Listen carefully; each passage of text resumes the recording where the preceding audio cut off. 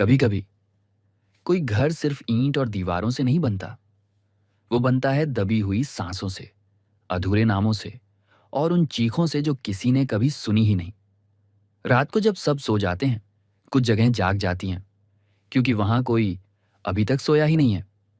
आयुष मेहरा, एक 25 वर्षीय लड़का जो हाल ही में नौकरी के लिए दिल्ली आया था। कम किराए में उसे एक पुराना बड़ा घर मिला, राघवन हाउस।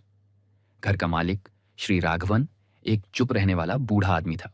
उसने कहा, बस एक बात याद रखना बेटे, अगर रात में कोई दरवाजा खटखटाए, जवाब मत देना। आयुष मुस्कुराया, आप भी अंधविश्वास मानते हैं? राघवन ने बस एक ठंडी नजर डाली। तुम सोचते रहना क्या सच्चा है क्या नहीं, इस घर में जवाब खुद मिल जाएगा। पहली रात सब सामान्य रही। दूसरी रात आयुष की नींद खुली किसी के चलने की आवाज से। वो उठा, देखा, उसकी खिड़की के पार कोई खड़ा था, लाल साड़ी में लिपटा साया और आंखें चमकती हुई लाल। वो डर के मारे चीखा, पर अचानक लाइट चली गई और वो साया गायब हो गया। अगले दिन उसने सोचा शायद सपना था, पर तीसरी रात फिर वही हुआ। इस बार वो साया उसके कमरे के अंदर था। वो औरत थी, चेहरा धुंधला, बाल खुले हुए। धीरे से बोली, माँ को भूल गया आयुष? वो हक्का बक्का रह गया। माँ? मेरी माँ तो सालों पहले मर चुकी हैं। वो औरत मुस्कुराई, मर चुकी हूं, पर तुझसे मिलने वापस आई हूं। आयुष डर से भागा, नीचे आया तो राघवन वहीं बैठा था, शांत, जैसे सब जानता हो।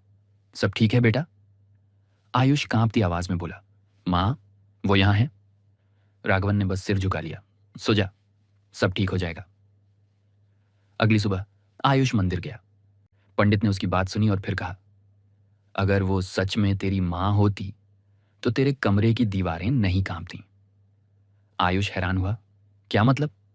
पंडित बोला, उस घर में एक और आत्मा है जिसे जिंदा दफन किया गया था।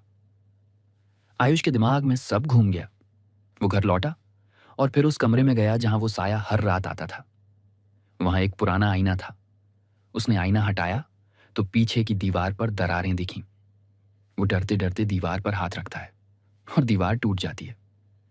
भीतर से एक कंकाल निकलता है, लाल साड़ी में लिपटा हुआ। औरत की आत्मा उसके पीछे खड़ी थी। अब उसका चेहरा साफ था। वो बोली, मैं तेरी मां नहीं हूं, मैं कालियानी हूं, इस घर की असली मालकिन।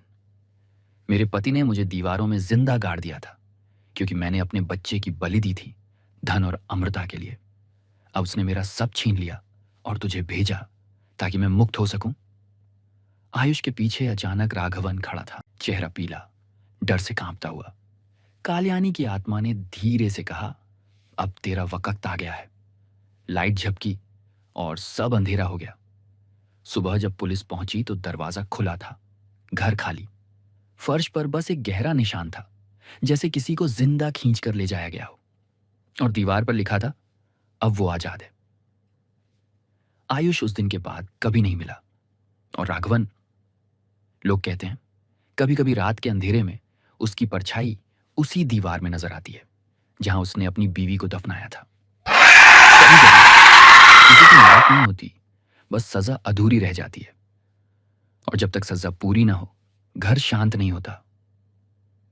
हर दीवार की अपनी याद होती है, हर खिड़की के पीछे कोई चेहरा। बस फर्क इतना है, कुछ लौटते हैं प्यार से और कुछ बदले से।